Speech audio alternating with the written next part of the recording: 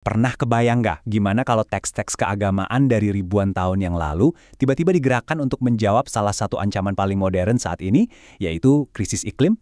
Nah, di sesi bedah materi kali ini, kita bakal ngupas tuntas sebuah dokumen yang super komprehensif dan yang paling penting berani ngambil sikap tegas soal masa depan bumi kita.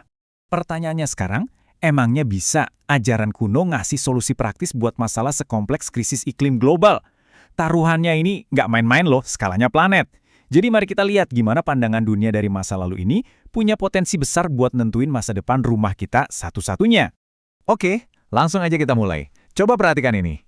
Ini adalah dokumen asli Fatwa Majelis Ulama Indonesia atau MUI nomor 86 tahun 2023. Judulnya sangat eksplisit, Hukum Pengendalian Perubahan Iklim Global. Jadi ini tuh bukan sekedar imbauan moral abstrak yang ngawang-ngawang. Sama sekali bukan. Ini adalah sebuah kerangka hukum keagamaan yang utuh yang dibuat secara khusus untuk ngerespon status darurat iklim kita sekarang. Untuk bedah materi ini, kita punya 5 poin utama. Mulai dari latar belakang fatwa krisis iklim, konsep manusia sebagai penjaga bumi, pandangan soal kerusakan di darat dan laut, ajaran langsung dari Nabi soal lingkungan, dan ditutup dengan gimana sih ini semua diterjemahkan jadi kebijakan hukum yang nyata. Kita masuk ke bagian pertama, fatwa krisis iklim, dan bagaimana dokumen ini mendefinisikan mandat kita. Yang menarik dari fatwa ini adalah mereka sadar betul kalau krisis iklim itu bukan sekedar masalah karbon di udara atau isu fisik semata. Jauh dari itu. Dokumen ini menyoroti kalau akar krisisnya ada di sistem ekonomi, sosial, dan politik kita. Tapi yang paling mendasar, ini sebenarnya adalah krisis sistem kepercayaan dan nilai. Persepsi sosial kita itu ngaruh banget. Intinya, tanpa pembenahan etika dan penegakan hukum yang tegas, kita nggak bakal bisa ngerubah sistem yang udah terlanjur merusak ini. Nah, ini ngebawa kita ke satu istilah krusial yang dipakai di teksnya, mafsadah, yang artinya kerusakan atau kebinasaan. Karena kita udah sadar ada krisis yang bisa memicu kebinasaan, dokumen ini langsung menetapkan status wajib buat kita untuk melakukan mitigasi dan adaptasi perubahan iklim. Kenapa? Yang murni untuk mencegah mafsadah tadi terjadi.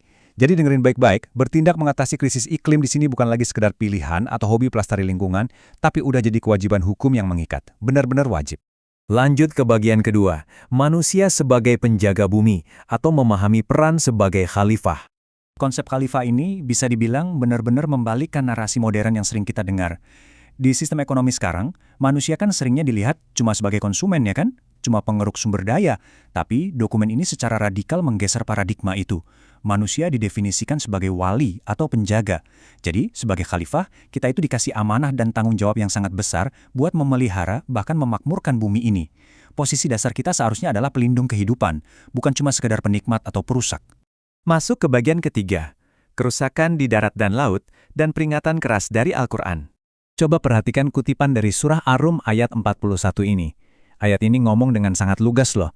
Kerusakan yang kelihatan di darat maupun di laut itu terjadi akibat perbuatan tangan manusia. Jadi teks ini sama sekali nggak ngasih celah buat kita buang badan, nyalain siklus alam atau semacamnya. Kerusakan lingkungan secara teologis benar-benar diakui sebagai konsekuensi langsung dari ulah destruktif kita sendiri.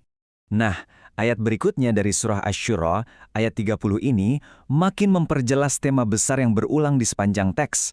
Intinya, musibah apapun yang menimpa kita itu adalah karena perbuatan tangan kita sendiri.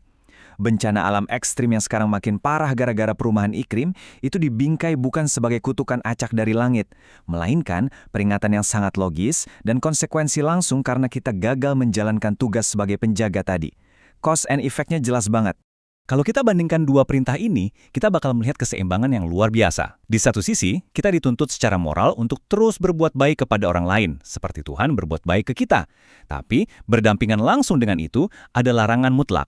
Garis merah yang nggak bisa ditawar, jangan berbuat kerusakan di muka bumi. Jadi tuntutan untuk jadi orang baik secara sosial dan larangan keras merusak alam secara ekologis itu dianggap sebagai dua sisi dari koin yang sama. Sama-sama bagian dari ketaatan beragama.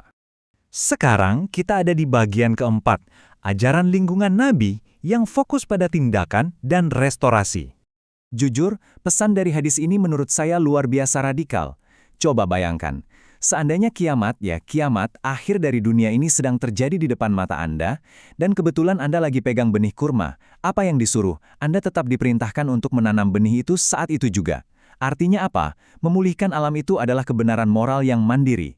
Nggak peduli apakah pohonnya bakal tumbuh berbuah besok atau hancur karena kiamat hari ini. Nilainya ada pada tindakan pelestarian itu sendiri. Keren banget kan? Dan bukan cuma itu, ada sistem insentif spiritual yang sangat spesifik soal lahan. Menghidupkan lahan yang mati, itu langsung dapat pahala. Terus, membiarkan satwa liar atau burung memakan sebagian hasil kebun kita, itu dihitung sebagai sedekah loh, bukan kerugian. Ini kan prinsip konservasi banget, tapi di sisi lain, peringatannya juga ngeri. Merampas hak atas tanah secara semena-mena, meski cuma sejengkal, bakal berakibat dikalungkan dengan 7 lapis bumi. Jadi, tata kelola lahan di sini itu bukan sekedar urusan sertifikat tanah, tapi benar-benar urusan akhirat. Terakhir, kita masuk ke bagian kelima, fikih dan kebijakan, atau hukum ekologi. Nah, disinilah semua narasi teologi tadi diterjemahkan jadi aturan main atau kebijakan publik yang konkret. Prinsip dasarnya jelas, kemudaratan atau bahaya itu harus dihilangkan. Ini maksa pemangku kebijakan buat aktif menyetop hal-hal yang memicu krisis iklim. Terus ada aturan emas ini, mencegah kerusakan harus didahulukan daripada mencari manfaat. Wah, ini pukulan telak buat perusakan lingkungan yang berlindung di balik dalih ekonomi. Jadi, otoritas sama sekali nggak bisa menjustifikasi ngerusak alam cuma demi cuan atau pertumbuhan sesaat. Semua kebijakan itu wajib berakar pada niat mencegah kerusakan demi kesejahteraan jangka panjang.